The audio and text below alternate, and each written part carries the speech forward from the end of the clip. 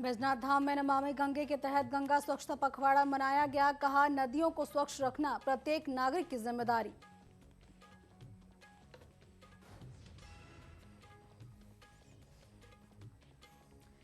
चिपको आंदोलन की 91वीं वर्षगांठ, ज्योतिर्मठ में 3 दिवसीय गौरव महोत्सव का आयोजन। छात्रों ने सांस्कृतिक कार्यक्रम की दी प्रस्तुति।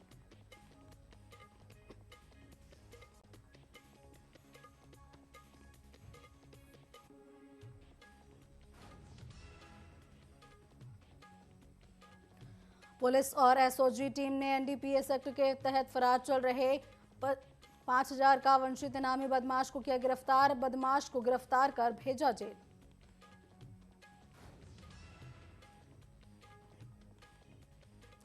अल्मोड़ा पुलिस का नशे के खिलाफ बड़ा अभियान, 2 गांजा तस्करों को किया गया गिरफ्तार।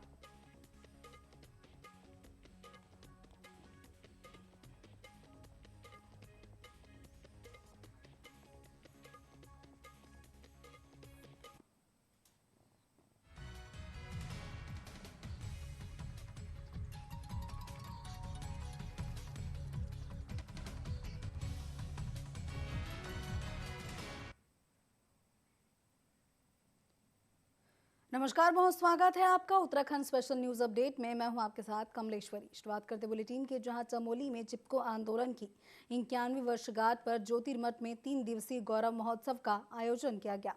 आपको बता दें कि इस दौरान गौरा देवी पर्यावरण व सामाजिक विकास समिति की ओर से रविग्राम स्थित खेल मैदान में एक कार्यक्रम आयोजित किया गया था, जिसमें स्थानीय विद्यालयों की छात्राओं ने सांस्कृतिक कार्यक्रमों की प्रस्तुति दी। इसके साथ ही खेल कार्यक्रम भी आयोजित किए गए।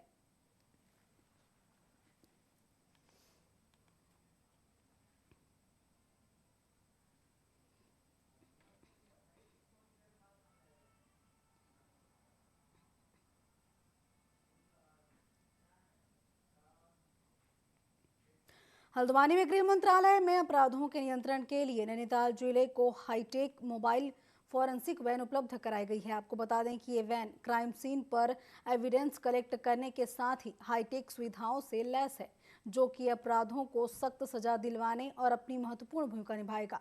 वहीं वरिष्ठ पुलिस अधीक्षक प्रहलाद नारायण मीणा का कहना है कि नए कानून के तहत पुलिस मुख्यालय ने नैनीताल जनपद को हाईटेक मोबाइल फॉरेंसिक वैन उपलब्ध कराई है, जो कि अपराध नियंत्रण व अपराधियों को सख्त सजा दिलाने के लिए महत्वपूर्ण साबित होगी।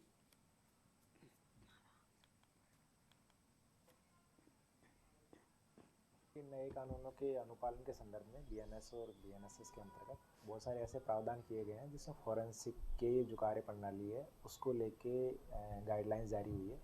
उसी के मद्देनज़र पीएचक्यू के द्वारा नैनीताल ज़िले में एक फॉरेंसिक जो वैन है वो भेजी गई है। तो इसमें काफ़ी अत्याधुनिक फॉरेंसिक के किट हैं और जो हमारे फॉरेंसिक टीम के जो लोग हैं वो इसको संचालित करेंगे, और जब भी कोई क्राइम ऐसा होगा तो वहाँ जाके फॉरेंसिक एविडेंस को कलेक्ट करने का काम इनके द्वारा किया जाएगा। तो ये जो वैन है पुलिस मुख्यालय के आदेश पर हमें प्राप्त हुई है और इनका काम जो है नए कानूनों के अनुपालन।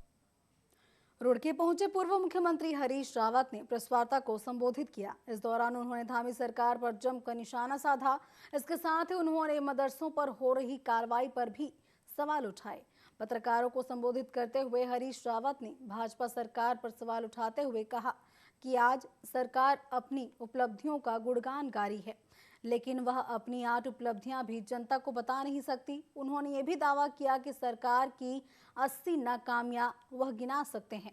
हरीश रावत ने कहा कि सरकार लगातार मदरसों पर कार्रवाई कर रही है, जबकि मदरसों को लेकर सरकार ने बोर्ड बनाया हुआ है, जिसमें मदरसा संचालकों ने मान्यता के लिए आवेदन दिया हुआ है, लेकिन सरकार ने ही जानबूझकर मान्यता नहीं दी और फिर अचानक कार्रवाई शुरू कर दी।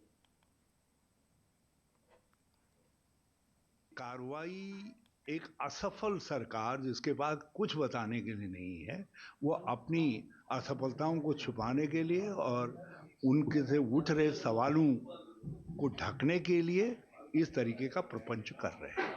ये प्रपंच है, बाकी कुछ नहीं है। और अवैध तो तब हो जब किसी कानून का उन्होंने उल्लंघन किया हो। आपका मदरसा बोर्ड है, उसमें अप्लाई करने की, मदरसा खोलने की पद्धति है। उन्होंने आपके पास अर्जी लगाई है, आपने उसमें निर्णय नहीं दिया है, आप निर्णय दीजिए, जब आपके निर्णय के बाद भी कोई खोलेगा तब तो अवैध कहलाएगा। जब आपने निर्णय ही नहीं दिया है तो आप उसको अवैध कैसे कह सकते हैं? और मैं तो आज दूसरी बात कर रहा हूँ, कह रहे हैं बच्चों का क्या होगा जो मदरसों में पढ़ रहे हैं। आप उनके भविष्य के साथ खिलवाड़ करने की इजाज़त नहीं दी जा सकती है। धामी जी को उन बच्चों की पढ़ाई का बंदोबस्त करना चाहिए, ये हमारे राज्य की जिम्मेदारी है। इससे हमारी शान में, राज्य की शान में कुताही हो रही। ये घोर निराशा के वर्ष है। ये 3 वर्ष ही नहीं, 8 वर्ष भी घोर निराशा के हैं। ये 8 वर्ष में पूरे राज्य में 8 उल्लेखनीय काम नहीं बता सकती है भाजपा। किसी के बड़े कल्याण के काम किए हों 8, ये नहीं बता सकते हैं। लेकिन 80 विफलताएं मैं गिना सकता हूं जिससे इस राज्य की शान घटी है इन 8 वर्षों के अंदर। तो ये भाजपा के 3 + 5 ये 8 वर्ष घोर निराशा के हैं। ये जन विरोधी हैं ये सरकार, और इन्होंने लोक कल्याण को तिलांजलि दे दी है। केवल असहिष्णुता, एक वर्ग विशेष के प्रति घृणा और नफरत की राजनीति को फैला करके अपना काम निकालना चाह रहे हैं। वहीं बागेश्वर कोतवाली पुलिस ने बड़ी कार्रवाई की है। बड़ी कार्रवाई करते हुए 5,000 रुपए का वंचित इनामी बदमाश गिरफ्तार हुआ है। और बता दें कि पुलिस अधीक्षक चंद्रशेखर गोगड़े ने प्रेस वार्ता में कहा कि लंबे समय से फरार चल रहे सुरेश सिंह सूर्या पर 5,000 का इनाम घोषित किया गया था, जिसे न्यायालय में गिरफ्तार कर पेश किया गया है।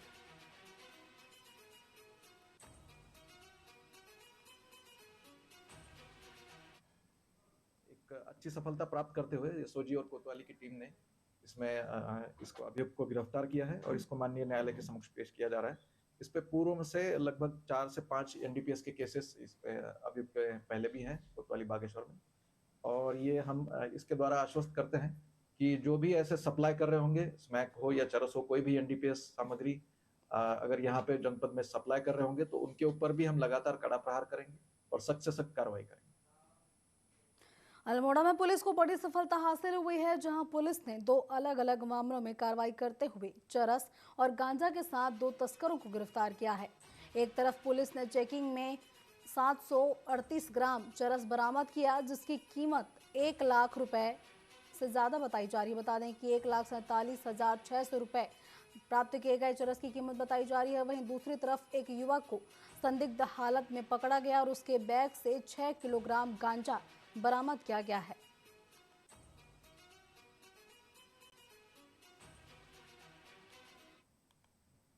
चरस बरामद की गई है लमगड़ा क्षेत्र से, और इसमें एक व्यक्ति जिसका नाम हेमंत कुमार है और ये मूल रूप से मुक्तेश्वर जिला नैनीताल का रहने वाला है। उसके पास से 738 ग्राम अवैध चरस पाई गई है, जिसकी जो कॉस्ट है लगभग वो 1,47,000 के आसपास है। और नशे के विरुद्ध अल्मोड़ा पुलिस का यह अभियान लगातार जारी है। हल्द्वानी में किसानों की आर्थिक स्थिति मजबूत करने के लिए प्रदेश सरकार कई तरह की योजनाएं चला रही है। इसी के तहत रेशम विभाग रेशम उत्पादन को बढ़ावा देने के लिए रेशम कीट पालन की योजना चला रही है। वहीं उप निदेशक हेमचंद ने बताया कि कुमाऊं मंडल के काश्तकारों को परंपरागत खेती के साथ साथ रेशम कीट पालन के माध्यम से आर्थिक स्थिति को मजबूत कराया जा रहा है। उन्होंने ये भी बताया कि किसान अपनी परंपरागत खेती के साथ साथ रेशम उत्पादन कर सकता है।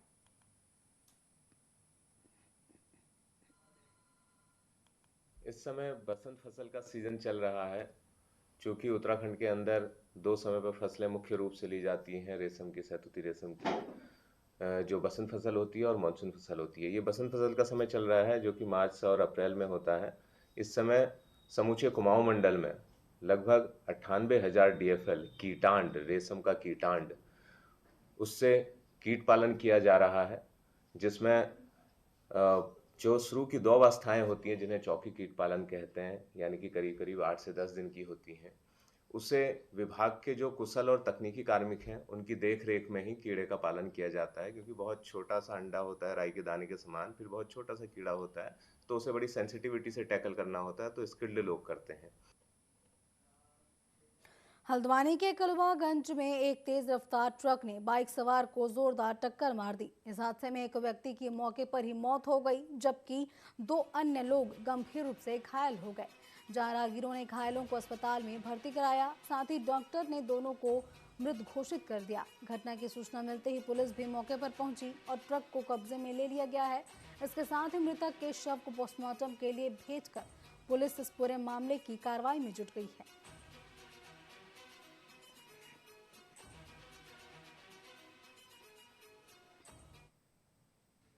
उत्तराखंड के हिल स्टेशनों में पर्यटकों का लगातार आने का तांता लगा हुआ है। जहां पर्यटक बर्फबारी का मजा लूट रहे हैं, तो वहीं कई पर्यटकों के साथ एक समस्या भी सामने निकल कर आ रही है। इससे कि डायरेक्टर बर्फबारी को देखने के चक्कर में आंखों में कई तरह की समस्या उत्पन्न हो रही है। यह समस्या न केवल पर्यटकों में देखने को मिली, बल्कि सेना के जवान बर्फीले स्थान पर सेवा दे रहे हैं, उनको भी आंखों की इन समस्याओं का सामना करना पड़ रहा है। देखिए, जैसा कि मैंने भी अभी पेपर के माध्यम से ही देखा है कि इस तरीके के मरीज वहाँ पर आ रहे हैं।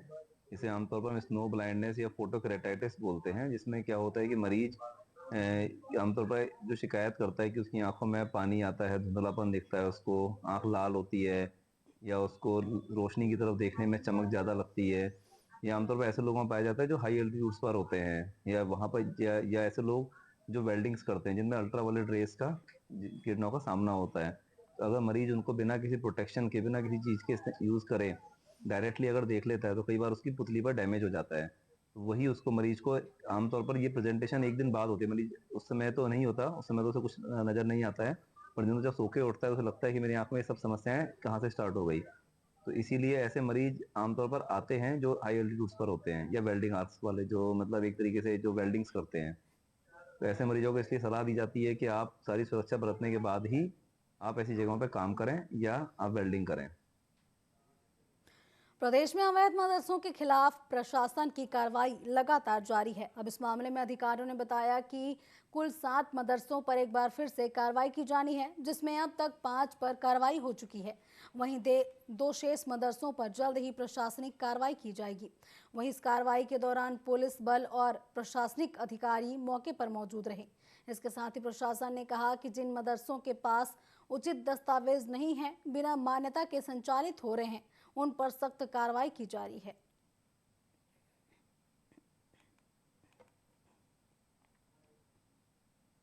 आरएसएस के जो आश्रम है उनसे निकले हुए लोगों की देश की आज़ादी में कुर्बानियों को देख लो, तब जज करो। अगर मदरसे गलत है तो बिल्कुल उनको सील कर दो, बंद कर दो, हमें कोई दिक्कत नहीं।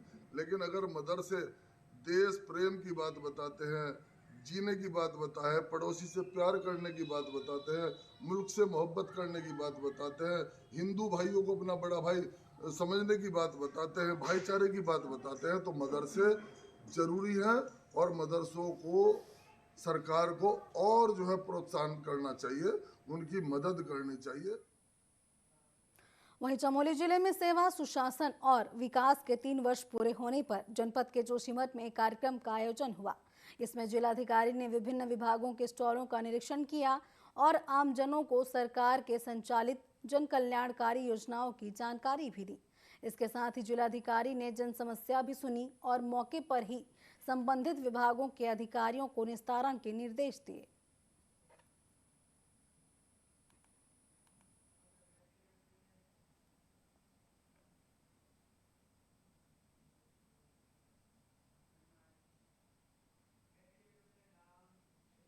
यह नुकते छोटे से ब्रेक के लिए, ब्रेक के बाद भी खबरें जारी रहेंगी।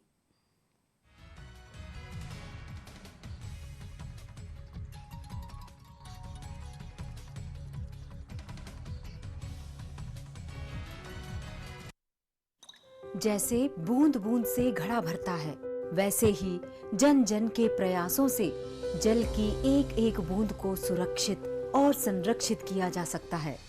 यशस्वी प्रधानमंत्री जी की दूरगामी सोच और मध्य प्रदेश की मोहन यादव सरकार के अथक प्रयासों से जल संवर्धन अभियान के तहत विगत वर्ष की तरह इस वर्ष भी प्रदेश में जल गंगा जल संवर्धन अभियान चलाया जाएगा, जिसकी शुरुआत वर्ष प्रतिपदा विजय और समृद्धि के प्रतीक तथा सृष्टि के शुभारंभ दिन गुड़ी पड़वा से होगी।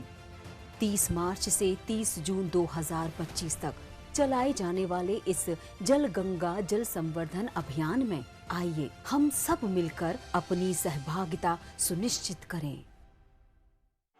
आप सबूत है म्यारू प्रणाम मिथे भरोसा है कि आप लोग कुशल मंगल होला।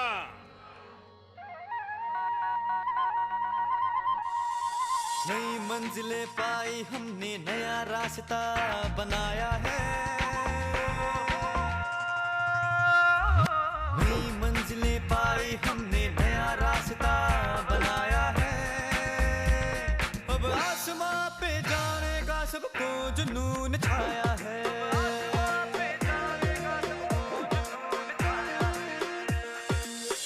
नई रोशनी को भर के हम मुट्ठी में लेके आए हैं। हर घर पे रोशनी लहके सपना पूरा हो पाया है। नई पौध को दिए हमने हक आसमां पे लहलहाने का। कहीं सोच से भी ज्यादा पाया खुद को भी आजमाने का। छेड़ी है अब लड़ाई हक की उसे, जीत उसमें भी पानी है। हर नम आँख में नई रोशनी अब लानी है। नई मंजिलें पाई हमने, नया रास्ता बनाया है। अब आसमां पे जाने का सबको जुनून छाया है।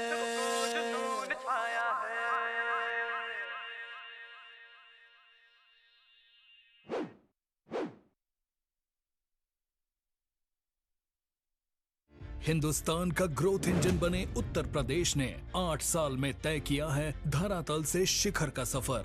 2017 से पहले वाले बीमारू राज्य के धब्बे को मिटाने के लिए अपराध के प्रति जीरो टॉलरेंस, अधोसंरचना का तीव्र विकास और युद्ध स्तर पर किया गया है कल्याणकारी योजनाओं का क्रियान्वयन। एक्सप्रेसवे, एयरपोर्ट, मेट्रो रेल, रोजगार, शिक्षा, स्वास्थ्य, किसान सम्मान निधि, फसलों का उचित मूल्य और ईज ऑफ डूइंग बिजनेस में यूपी बना है नंबर 1। 500 साल बाद अयोध्या में श्री राम लला का भव्य मंदिर और दिव्य भव्य महाकुंभ में 66 करोड़ 30 लाख से अधिक श्रद्धालुओं के पुण्य स्नान से विरासत का संरक्षण और आर्थिक उन्नति की गढ़ी गई है नई परिभाषा। प्रधानमंत्री नरेंद्र मोदी के मार्गदर्शन और मुख्यमंत्री योगी आदित्यनाथ के कुशल नेतृत्व में $1 ट्रिलियन इकोनॉमी के लक्ष्य की ओर तेजी से बढ़ रहा है उत्तर प्रदेश। करके दिखाए जो, डबल इंजन सरकार है वो। देश के धुरंधरों से बेबाक बातचीत, आपके सवालों का हम मांगेंगे जवाब। तीखे सवालों की जानिए हकीकत। सवाल सियासत के, सवाल समाज के, सवाल मुद्दों के। सच जो आप जानना चाहते हैं, हम लाएंगे दिग्गजों का सच सामने। बिना पर्दा, बेझिझक, बेबाक। सवालों का तूफान, जवाबों का सैलाब। देखते रहिए चैनल हेड मोहित साहू के साथ सीधी बात माननीय के साथ, हर रविवार शाम 7 बजे सिर्फ टीवी 24 पर।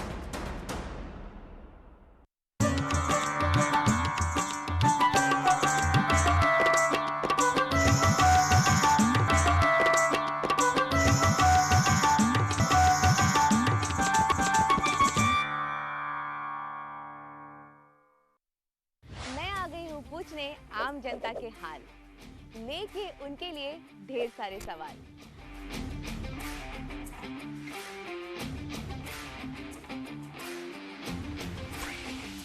जानेंगे उनके रिएक्शन क्विक, क्योंकि मैं लेकर आई हूँ क्या बोलती पब्लिक।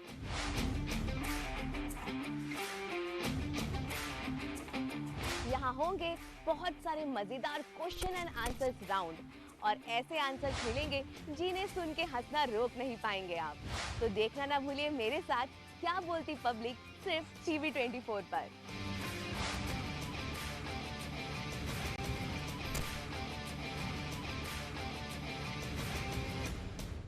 चाहे हो लोगों के अनेकों रूप, चाहे हो लोगों के अतरंगी तस्वीरें, या कुछ ऐसा जिसे देखकर चौंक जाएंगे आप या हो जाएंगे हंसी से लोटपोट। आपको दिखाएंगे ये सब सिर्फ यहाँ। तो मैं अंकिता लेकर आ रही हूँ आपके लिए एक ऐसा स्पेशल शो जिसका नाम है वायरल 24, जहाँ पे होंगे सोशल मीडिया पर वायरल हुए हुए तमाम ऐसे मशहूर वीडियोस। तो देखना ना भूले हमारे साथ हमारा ये शो वायरल 24।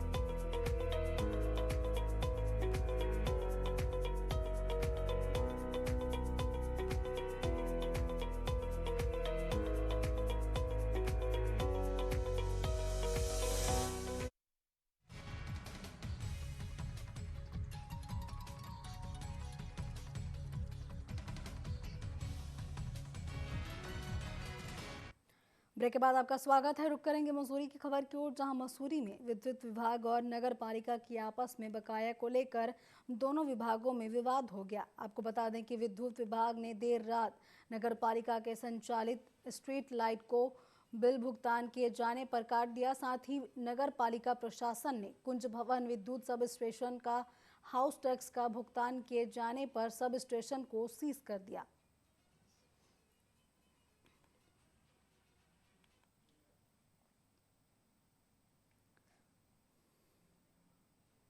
वहीं अल्मोड़ा में विवेकानंद पर्वतीय कृषि अनुसंधान संस्थान ने 50वां कृषि विज्ञान मेला आयोजित किया। इसमें जिले के दूर दराज के इलाकों से आए किसानों ने भाग लिया। वहीं मेले में विशेषज्ञों ने उन्नत बीजों, जैविक खेती और आधुनिक कृषि पद्धतियों पर विस्तृत जानकारी ली। इस दौरान कृषि यंत्रों और जैविक उत्पादों के कई स्टॉल लगाए गए, जहां किसानों ने नई तकनीकों की जानकारी ली।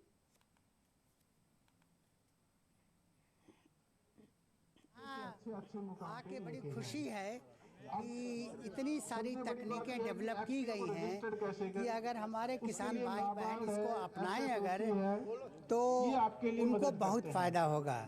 इनकम भी बढ़ेगी, रोजगार भी बढ़ेगा, खाने की सुरक्षा होगी और पोषण सुरक्षा होगी और सबसे बड़ी बात भी उनका इनकम बढ़ेगा। तो अब हमारे गांव के युवाओं को बाहर जाने की जरूरत नहीं है, उतना पैसा यही कमा सकते हैं।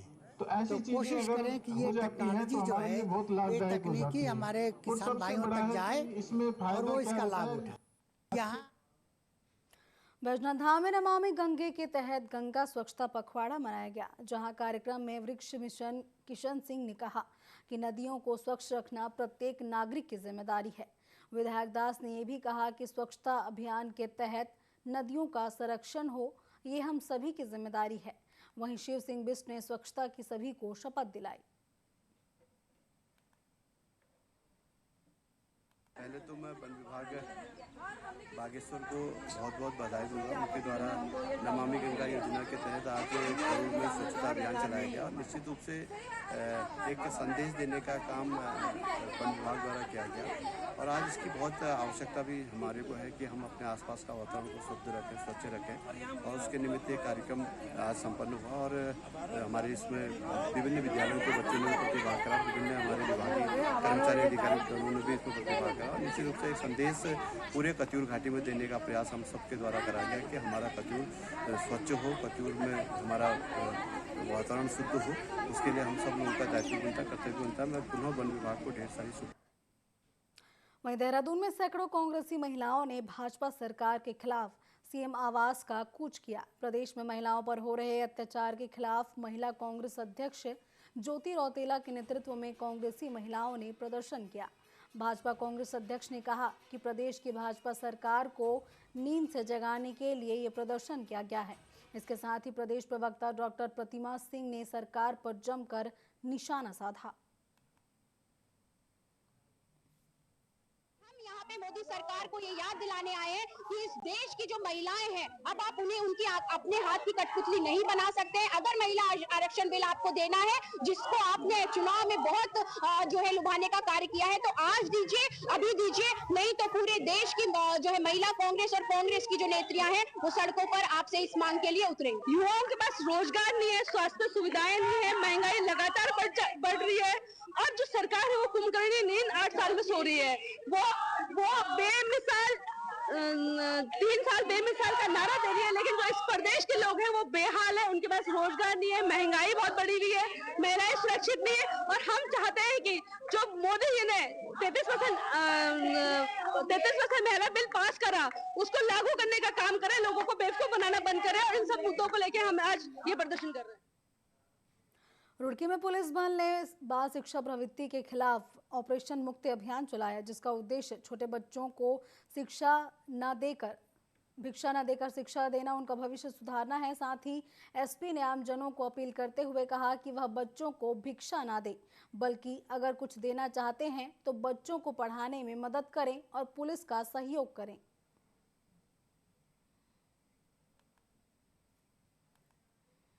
उत्तराखंड पुलिस का यूनिक अभियान है ऑपरेशन मुक्ति, जिसके तहत हम उन बच्चों पे काम करते हैं जिनको मेन स्ट्रीम का हिस्सा होना चाहिए। ये 4 साल से पुलिस डिपार्टमेंट द्वारा बेसिकली मार्च और अप्रैल महीने में चलाया जाता है। इसका मकसद ये है कि वो बच्चे जो स्कूलों में होनी चाहिए, जिनका हक पढ़ाई है, जिनको शिक्षा का अधिकार मिला हुआ है, वो छोटे मोटे कामों में जैसे भीख मांगना, जैसे छोटा मोटा सामान चौराहों पर बेचना, इस टाइप के कामों में लिप्त न हो। ये जो आज रैली है, इस रैली के माध्यम से और आप मीडिया कर्मियों के माध्यम से हम आम जन तक इस बात को पहुंचाना चाहते हैं। न्यूज़ अपडेट में फिलहाल बस इतना ही। आप बने रहिए TV24 के साथ। नमस्कार।